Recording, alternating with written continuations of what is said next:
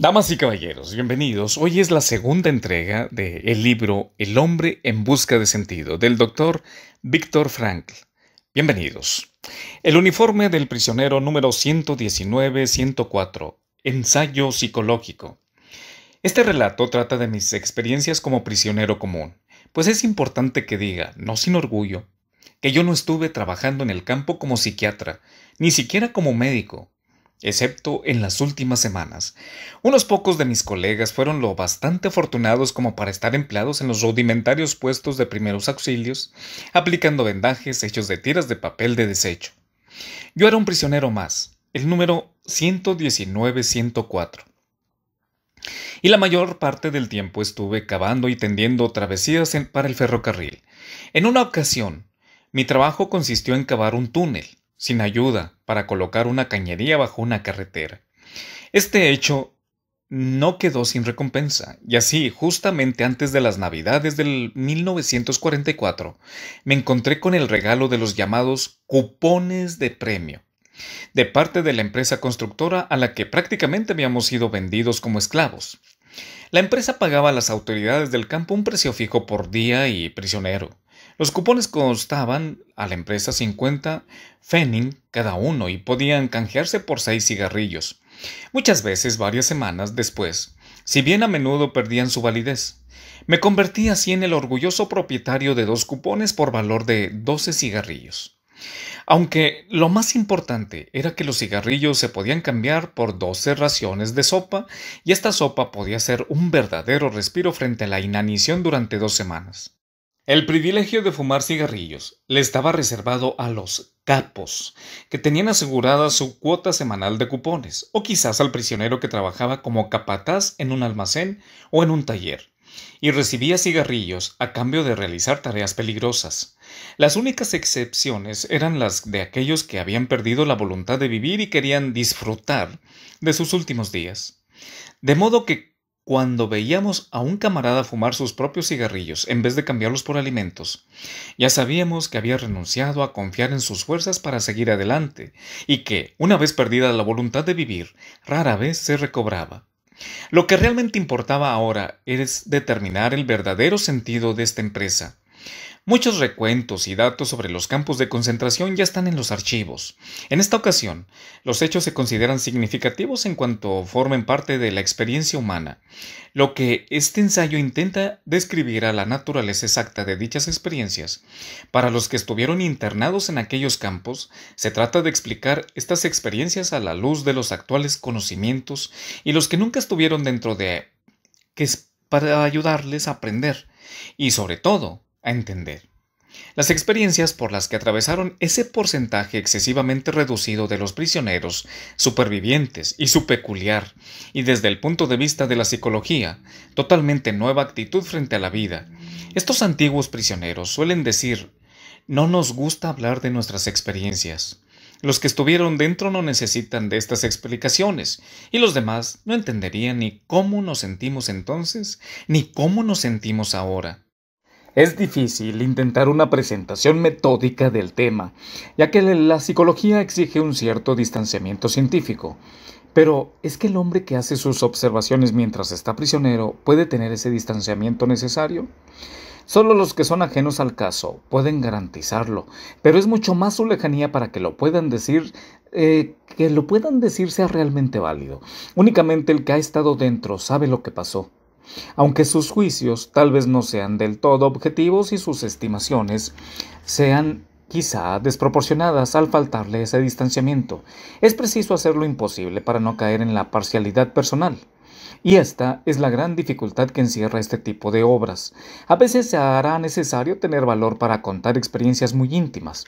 El auténtico peligro de un ensayo psicológico de este tipo no estriba en la posibilidad de que escriba un tono personal, sino en que reciba un tinte tendencioso. Dejaré a otros la tarea de descantar la imparcialidad. los contenidos de este libro, al objeto de obtener teorías objetivas a partir de las experiencias subjetivas, que pueden suponer una aportación a la psicología o psicopatología de la vida en cautiverio, investigada después de la Primera Guerra Mundial, y que nos hizo conocer el síndrome de la enfermedad de la alambrada de púas. Debemos a la Segunda Guerra Mundial el haber enriquecido nuestros conocimientos sobre la psicopatología de las masas. Si puedo citar estas variantes de la conocida frase que es el título de un libro de Le Bon, al regalarnos la guerra de nervios y la vivencia única e inolvidable de los campos de concentración. Llegado a este punto desearía hacer una observación. En un principio, traté de escribir este libro de manera anónima, utilizando tan solo mi número de prisionero. A ello me impulsó mi aversión al exhibicionismo. Una vez terminado el manuscrito, comprendí que el anonimato te haría perder la mitad de su valor, ya que la valentía de la confesión eleva el valor de los hechos. Decidí expresar mis convicciones con franqueza y por esta razón me abstuve de suprimir algunos de los pasajes, venciendo incluso mi desagrado hacia el exhibicionismo. Primera fase: internamiento en el campo. Al examinar e intentar ordenar la gran cantidad de material recogido como resultado de las numerosas observaciones y experiencias de los prisioneros, cabe distinguir tres fases de las reacciones mentales de los intermedios y de los internados en un campo de concentración. La fase que sigue a su internamiento, la fase de la auténtica vida en el campo y la fase siguiente a su liberación. Estación Auschwitz. El síntoma que caracteriza la primera fase es el shock. Bajo ciertas condiciones, el shock puede incluso proceder a la admisión formal del prisionero en el campo. Ofreceré como ejemplo las circunstancias de mi propio internamiento. Unas 1.500 personas estuvimos viajando en el tren durante varios días con sus correspondientes noches. En cada vagón éramos unos 80. Todos teníamos que tendernos encima de nuestro equipaje. Lo poco que nos quedaba de nuestras pertenencias, los coches estaban tan abarrotados que solo quedaba libre la parte superior de las ventanillas por donde pasaba la claridad gris del amanecer. Todos creíamos que el tren se encaminaba hacia una fábrica de municiones en donde nos emplearían como fuerza salarial. No sabíamos dónde nos encontrábamos ni sé todavía si estábamos en Silesia o ya habíamos estado en Polonia. El silbato de la locomotora tenía un sonido misterioso, como si enviara un grito de socorro, en conmiseración del desdichado cargamento que iba destinado a la perdición. Entonces, el tren hizo una maniobra. Nos acercamos sin duda a una estación principal y de pronto un grito se escapó de los angustiados pasajeros. ¡Hay una señal! ¡Auschwitz! Su solo nombre evocaba todo lo que hay de horrible en el mundo. Cámaras de gas, hornos crematorios, matanzas indiscriminadas. El tren avanzaba muy despacio. Se diría que estaba indeciso, como si quisiera evitar a sus pasajeros cuanto fuera posible. La atroz constatación: Auschwitz. A medida que iba amaneciendo se hacían visibles los perfiles de un inmenso campo, la larga extensión de la cerca de varias hileras de alambrado espinosa, las torres de observación, los focos y las interminables columnas de harapientas figuras humanas paradas a la luz grisácea del amanecer, arrastrándose por los desolados campos hacia un destino desconocido. Se oían voces aisladas y silbatos de mando, pero no sabíamos lo que querían decir. Mi imaginación me llevaba a ver horcas con gente colgadas de ellas. Me estremecí de horror, pero no andaba muy descaminado, ya que paso a paso nos fuimos acostumbrando a un horror inmenso y terrible. A su debido tiempo entramos en la estación. El silencio inicial fue interrumpido por voces de mando. A partir de entonces íbamos a escuchar aquellas voces ásperas y chillonas una y otra vez en todos los campos. Sonaban igual que el último grito de una víctima, y sin embargo había cierta diferencia. Eran roncas, cortantes, como si vinieran de la garganta de un hombre que tuviera que estar gritando así sin parar, un hombre al que asesinaran una y otra vez. Las portezuelas del vagón se abrieron de golpe y un pequeño destacamento de prisioneros entró alborotado. Llevaban uniformes rayados, tenían la cabeza afeitada, pero parecían bien alimentados. Hablaban en todas las lenguas europeas inimaginables y todos parecían conservar cierto humor que bajo tales circunstancias sonaba grotesco. Como el hombre que se ahoga y se agarra a una paja, Mi innato optimismo, que tantas veces me había ayudado a controlar mis sentimientos, aun en las situaciones más desesperadas, se aferró a este pensamiento. Los prisioneros tienen buen aspecto, parecen estar de buen humor, incluso se ríen. ¿Quién sabe? Tal vez consiga compartir su favorable posición. Hay en psiquiatría un estado de ánimo que se conoce como ilusión del indulto, según el cual el condenado a muerte en el instante antes de su ejecución concibe la ilusión de que le indultarán en el último segundo. También nosotros agarramos a los jirones de la esperanza, y hasta el último momento creíamos que no todo sería tan malo.